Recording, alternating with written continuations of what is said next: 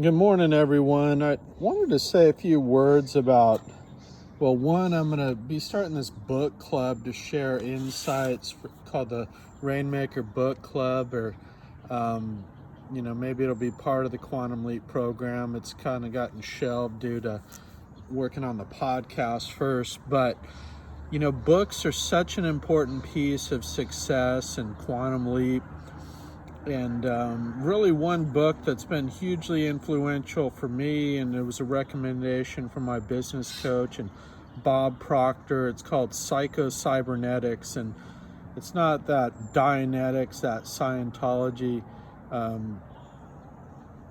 won't say anything negative, but it's a classic book written by a plastic surgeon, and it's really about how we have two images, one internal image that we hold in ourselves and an external image, and everybody knows about the external image that we think about, but not a lot of people are as familiar with their internal image and what really is there. And the way he found this out was he would operate on folks sometimes and change something about them, and some people would be, this huge bird would be lifted. Other people, they would have no change in their behavior.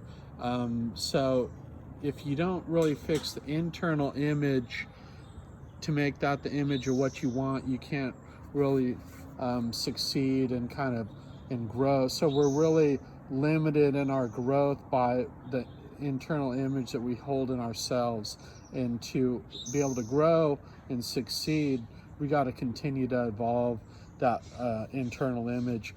There are so many things in this book that are hugely influential and that I haven't seen anywhere else on this self-image exercise. One of them reminds me when I was a pitcher in Little League, and when you want to throw a fastball, if you try to aim it too much, you don't hit the target. But if you just feel it and you go through the motion, it's what this book called the internal mechanism, then you throw great pitches. And that's like this book teaches that with goal setting, that when we set the goal, and then let's forget about it, turn it over to our subconscious. We got to come back to it and visualize it. But what's going to take us there is the muscle memory by things that we do that are successful. And I'm not explaining this to the level of detail in this book, but I know Bob Proctor compares it to